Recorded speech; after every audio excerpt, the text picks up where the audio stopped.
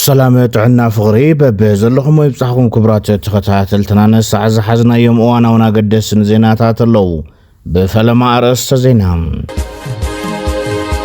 جنرال تادس وردات انقيقو صاوعي تزمسل مقلس اوزيو كان أرولكمنا ناي بزو حساب بانك حساب كعصو لزخل عدل يفتر اللوم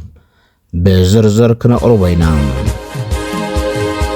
علما وسقات زتبحال أواج تأوجو هاي بومبر كوين يوز تتمرد كل جزي حليفي كم تمو قال يوم بقولبتهم زخود زبال كوي بقولبت الناس الذي كنا متذي كوي ناس درجة قولبتي بحالي بحانا بقولبت كردي خيدي بومبر كأي نالك أم تمرد حليف النهار ناي خالي دهمت قديف كاملتي بجزيون حليفي اكسبير يري በነገራችን ላይ እነዚህ ሰዎች 40 ምናምን አመት እንዋጋ እያሉ የትግራይ ወጣትን እያስጨረሱ አንዳቸውም ሳይሞቱ አገር ሰላም ገቡ። አሁን ማስጨርሰው አይሞቱም። እነሱ እንዋጋ ማለት እኔን ጠብቀኝ ማለት ነው። እኔ አልሞትም አንተ ሙትልኝ ማለታቸው ነው። እና የማን ሞኝ ነው ለነሱ በአመት አመት ህይወት እየገበረ እነሱን የሚያኖረው? جنرال تادس ورد آماسيو متنقعتا سديدو جنرال تادسم أبزغربا معالتات زتفتر غنتا سعيبو كمت زخل صعبين قدعاتن تي تمريت أزولا كالحلافنت كوسدو ليق بايلو نتفت آمان متراف تشقر بناي تقارو للزبن حبراو مردان كفتحن زغربت أوعيد نقولي بمقداف تمريت أي أزولا كال ميازيا سلاسة غلطشن شمونتنا متمرد بناي صدتا كالات حلوات غيرلوم اب مكو دراش كابينه غياو محدار تግራይ ናይ ካቢነ አኸዋ ጀሚሮም በመባል ዝኸሰሰ ኮይኑ እዚ ድማ ናይ ቀጻሊ ሓደገኛ መንገዲ ተጀመረሉ ዕለት ስለዝኾነ ብዙ ምኽንያት ዚን ስዕብ ሰዓበን ተሓታቲ ስልጣን ግዛው محدار ብጉልበት ዘሓዘ ኃይል ምዃኑ ክገልጽ ይደሊ ሎ ጀነራል ታደሰም نسعو قال بوليتيكينياتات جنرال تادس ورد ناي ايديا يبلوهم كم زعينت قوام زلو تحستو كاب زرقو حادة زخونا غايزتنيا هايلم كيل يذكرن يبل ابسناي مودات خباب سلطان اي تغيتاچو ردا زنبر اللوان غيتاچو سلطان غيزاو محدار تግራይ بحيلي يوسرلون تبل مكتلون لعلواي طرناف حيلتات صطتا تግራይ زنبر ليتنال جنرال تادس ورد سلكو عاطيو منم كم زي تفطر اي حلفو طرح زي كونس ناب تلفزيون نقربه اب تግራይ ዝተፈለየ ሓደጋ ዘስዕብ ኮነ ንፌደራል ጣልቃ ዘእቱ ነገር የለን ኩሉ ነገር ካብ ቁጥጥር ተጋር ወጻይ ኣይኮነን እናበለ ይዛረብ ነይሩ። ድሓር ግን ጀነራል ታደሰ ፕሬዝዳንት ጊዜያዊ ምሕዳር ትግራይ ተባሂሉ ተሸይቡ። ኣብ ዝሓለፈ ድማ ኣብ ትግራይ ዝተፈጠረ ኩነታት ከቢድ እንተኾነ እውን ፌደራል ጣልቃ ከኣቱ ኣይፅውዕን ኣይደልን ኢሉ ነይሩ። ሎም ግን ከምቲ ኣምሓሩ በሰፈሩት ቁና ዝብልዎ ኣብ ልዕሊኡ እውን ተመሳሳሊ ነገር ተፈፂሙ መግለፂ መሳሊ ኣብ ፌስቡክ ለጢፉ ርኢና። ኣብ ተሓፃር ግናኸ ነስዒቡ ንዝፍጠር ሳዕቤት ተሓታቲ ስልጣን ጊዜያዊ ምሕዳር ትግራይ ብጉልበት ዝሓዘ ሓይሉ ይዝብል ንፌደራል ጣልቃ ንኸኣቱ ግሪን ላይት ዝህበል እኽትዩ። ኣብ ትግራይ ተፈጥሮ ዘሎ ኩነታት ባዕሉ ታደሰ ወረደን ስርዓት ብልጽግናን እውን ተሓተት እዮም። ብዙኾነ ከምቲ መጽሓፍ ቅዱስ ኣብ ልዕሊኻ ክፍጸም ዘይትረልዮ ነገር ኣብ ልዕሊ ካልኦት ንኽፍጸም ኣይትግበር ዝብል ቃል ታደሰ ክመሃረሉ ድዩ ኣይመሃረሉን ምስ ግዜ ዝረአ ይኸውን። ኣብ መወዳእታ ኣብ ትግራይ ተፈጥሮ ዘሎ ኩነታት ካብ ምጉሃር ኣብ መረጋግዑ ኩሉ ትግራዋይ ብቁልጡፍ ክሰርሕ ይግባእ ዝብል ሓሳብ ኣካፊሉ ኣሎ ጋዜጠኛ ሃይለም ኬል።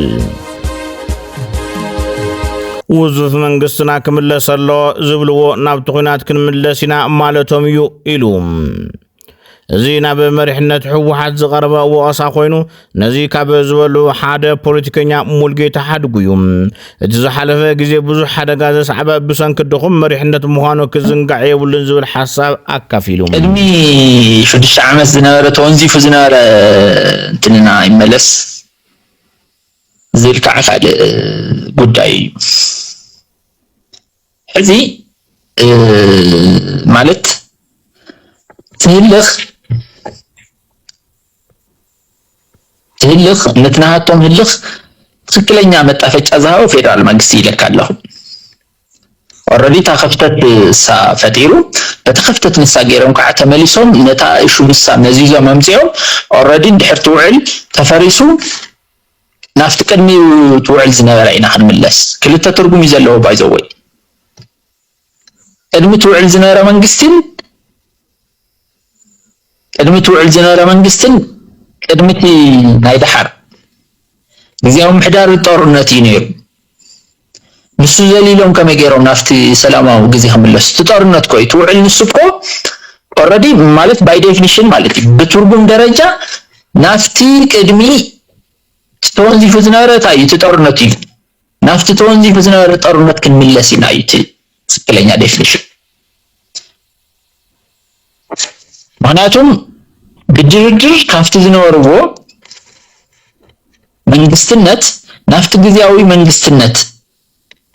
ተዘሰጋገሩ ተነይሮም ትውዕል ንሱ ተዝፈርስ ናበይ ክምለስ ነይሮም ይኹን እምበር ኣወሃባ ስልጣን ጀነራል ታደሰ ወረደ ካብ መስርሕ ወፃዩ ኣብይ ኣሕመድ በይነየ ዝሾሞ ክብል ከሎ ውዕሊ ኣፍሪሰየ ኣለኹ ማለት እዩ ነይሩ ክብል ተዛሪቦም ናፍታ ትክክል ድዩ ኣወሃቡ ትክክል ድዩ ትክክል ኣይኮነን ከመይ ገይሩ አንቶ ዝለካ ኖርኩ ያ በይነይ ዝባል የለን ድሕር ክልቴና ኢና መንግስት ክነቃቆም በተባሂሉ ሕዚ ተሰሪዙ እዩ ከምዚ ዝባል ትምስራዝ ትክክል ኣይኮነን ከመይ ገይሩ አንቶ ነገርካ ትምስራዝ ትክክል ኣይኮነን ከይዥዋል ኣይኮነን ስለዚ እቲ ንበይንኻ ሙሻም ማለት ኣነ የመንግስቲ ኣነ የዝሸይም ኣነ የዘውርድ ተኮይኑ ኦሬዲ ትውዕል ዲስሚስድ ኮይኑ እዩ ፈሪሱ እዩ ካብ ዝፈርስ ፀኒሑ እዩ ብትክክል ነውገድ ኮይና ግን በትውዕል ጎልዩካ ዝመፅእ ኣካይዳ ግን ትክክል ኣይኮነን ምክንያቱም ታደሰ ዝኸደውን ትክክል ኣይኮነን ብልጽግና ዝኸደውን ትክክል ኣይኮነን ንምንታይ ተልካኒ ምክንያቱም ታደሰ ይፈልጥ እዩ ውዕል ፕሪቶሪያ ይፈልጥ እዩ ኣይኮነን በይኑ ተሓዊኡ ሳይዱ ሪፖርት ከቅርብ ኣይኮነን ትጽይ ዝግበረሉ ወይ በይኑ ናይ ሽመት ደብዳቤ ኣይተዋሃብኩ እንዳይብል ነይሩ እምበር ናይ ሽመት ደብዳቤ ሒዙ ክምለስ ኣይኮነን ነይሩ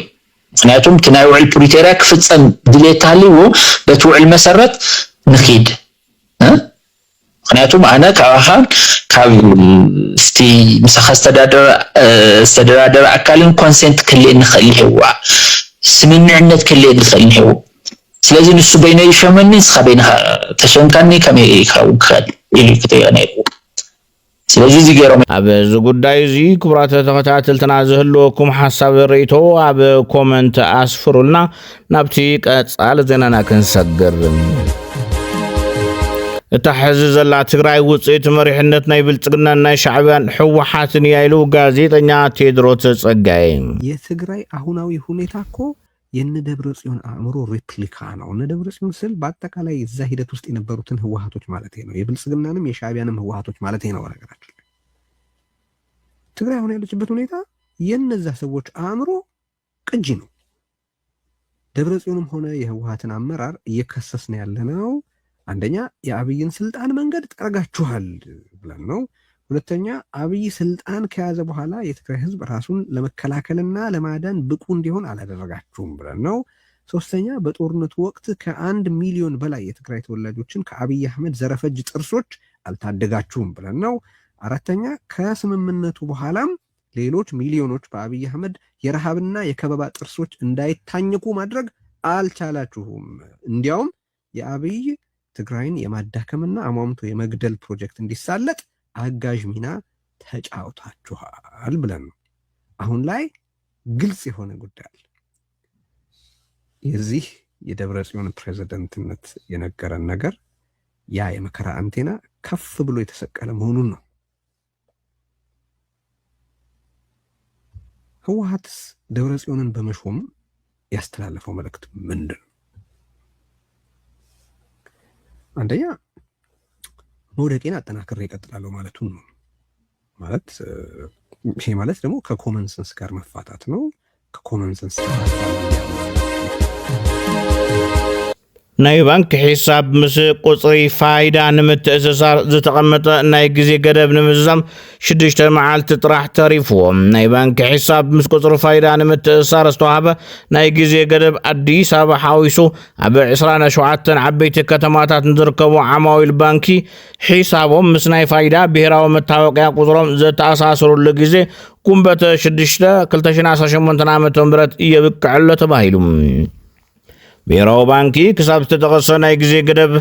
ሒሳቦም ዘተኣሳሰሩ ዓማዊል ናይ ባንኪ ሒሳቦም ክዕፆ ወይ ምንቅስቃስ ከም ዘቋርፅ ክግበር ከም ዝወሰነን ባንክታት እውን ነዚ ንዓማዊሎም ከፍልጡ ትእዛዝ ከም ዘመሓላለፈ ገሊፆም ኣብ ትግራይ ንዝርከቡ መብዛሕትኦም ማሕበረሰብ ድማ ሃስያ ከውርድ ተባሂሉሎም ብፍላይ ኣደታትን ኣቦታት ገባራትን እዚ ሓበሬታ እዚ ኣብ ምርካብ ብዙሕ ክጽገሙ ይረኣዩ ኣለዉ ኣብ በር ቤት ጽሕፈት ፖሊስ ብጥይት ዝተቐተለ ውልቀ ሰብ ኣብ ማሕበራዊ ሚድያ መዘራረቡ ኮይኑ ውዒሉ እቲ ውልቀ ሰብ ኣብ አዲስ አበባ ሽሮ ሜዳ ዝተባሃለ ቦታ ዝተቐተለ ኮይኑ እቲ ኣብ ሽሮ ሜዳ ተገን ባልቻ ወይ ድማ ኣሮሮ ዝተባሃለ ኮይኑ ብፖሊስ ብጥይት ዝተቐተለ ኮይኑ ምስ ፖሊስ ክበኣስ ኢሉ ዝብል ምኽንያት መቐተሊኡ ኮይኑሎም ተንታኒ ፖለቲካ ኦሮሞ ዶክተር ሚልኬሳ ሚዳጋ ጽምዶ ክፍጠር ዓብይ አስተዋጽኦ ዝገበረ አብይ አሕመድ ኢሉ ድሕሪ ውዕሊ ፕሪቶሪያ ሕቶታት ህዝቢ ትግራይ እንተ ዝምለስ ነይሩ ጽምዶ ኣይምተፈጠረን ክብል ሞጊቱ ጽምዶ የሚባለውን እንትን አነሳ አንተ ጽምዶ እንዲፈጠር ያደረገው አብይ ራሱ ነው እንዴት ነው ፕሪቶሪያ ስምምነት ከፈረመ በኋላ የትግራይ ህዝብ ጥያቄ ነበር የትግራይ ህዝብ ጥያቄን መመለስ ቢፈልግ የጽምዶ አይፈጠርም ትግራይን ወደ ሌላ እስር ቤት ቀየረው የትግራይ ህዝብ ደግሞ ስታፈን ከላይም ታፈነ በሁሉ መቅጣጫ ስታፈን መውጫ በር ይፈልጋል ይተነፍሳል ፕሪዝን ብሬክ የምንለው ማለት ነው እስር ቤቱን ገንጥሎ በሩን ገንጥሎ ወጥቶ ከኤርትራ ህዝብ ጋር ሰላም መባባል ጀመረ ማን ነው ይሄንን ያደረገው አብይ ራሱ እኮ ነው ጽምዶን የፈጠረው የትግራይ ህዝብና የኤርትራ ህዝብ እንደው አብይ የፕሪቶሪያ ስምምነትን ሙሉ በሙሉ ስራ ላይ ቢያውል ይሄ አይፈጠርም ነበር እንዳውም አብይ እኮ ማይም በመሆኑ ነው እንጂ የፕሪቶሪያ ስምምነትን ከትግራይ ህዝብ ጋር የገባውን ስምምነት በትክክል ቢፈጽም ኑሮ የትግራይ ህዝብን ከጎኑ ያደርጋል ማለት ነው የትግራይ ህዝብን የትግራይ ኃይሎችን ቲዲኤፍን ጭምር ህዋት ጭምር አንድ ላይ መቆም ይችሉ ነበር ከዛ በኋላ ያለውን የኦሮሚያና የአማራ ክልል እሱን እየተዋጋ ይቀጥላል አብይ አሁን ምንድነው ያደረገ አብይ ራሱ ትግራይን ለመሰለ ይውልህ ስታሊን አብይና ህዋት አንድ ላይ መኖር አይችሉም አንዱ አንዱን ይበላል ያዘልን እንጂ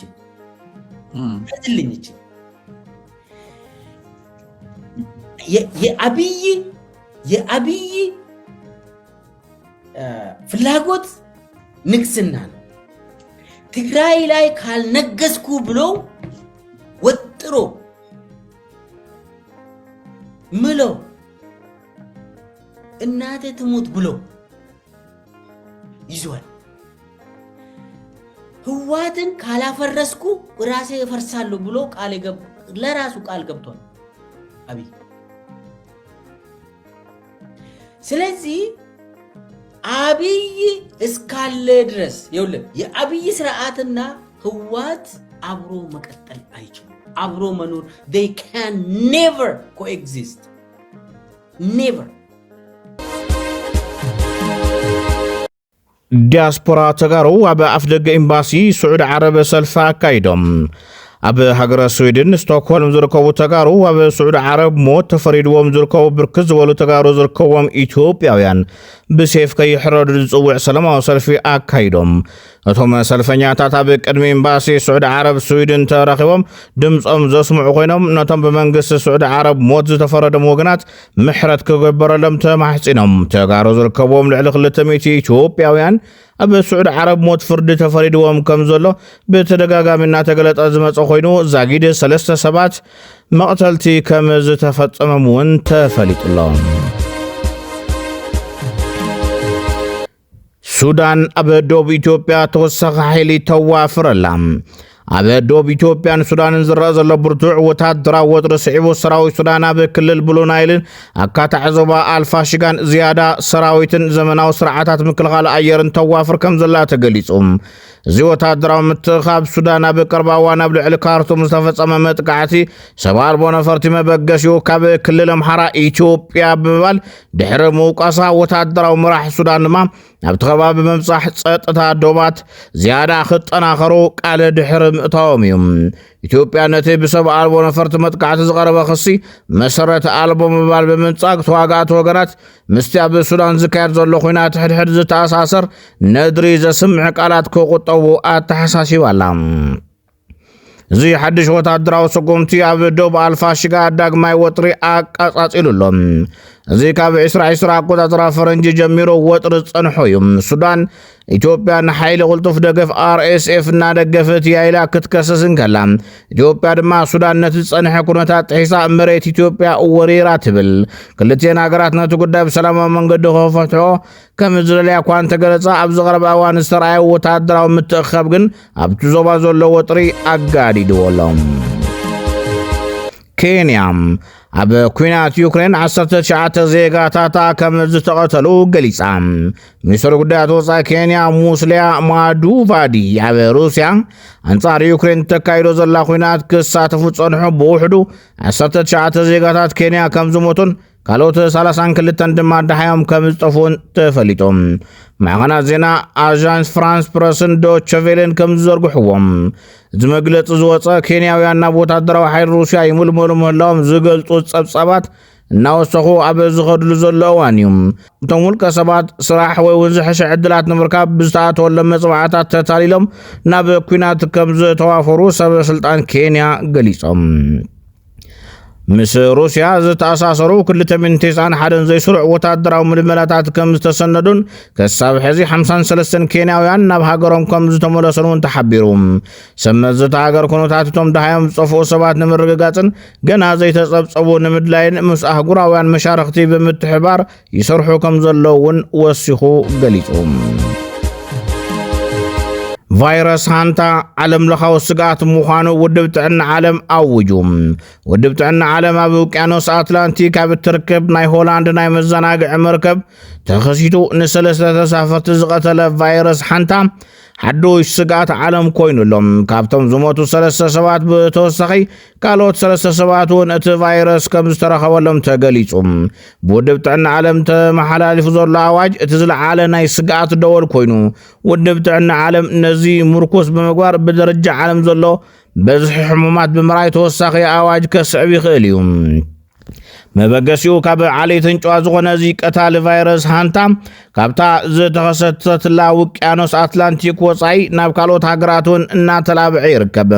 እስራኤል ሎሚ በዚ ቫይረስ ዝተተሓዘ ቀዳማይ ሰብ ከም ዝረኸበት እውን ብውግዒ ኣፍሊጣላ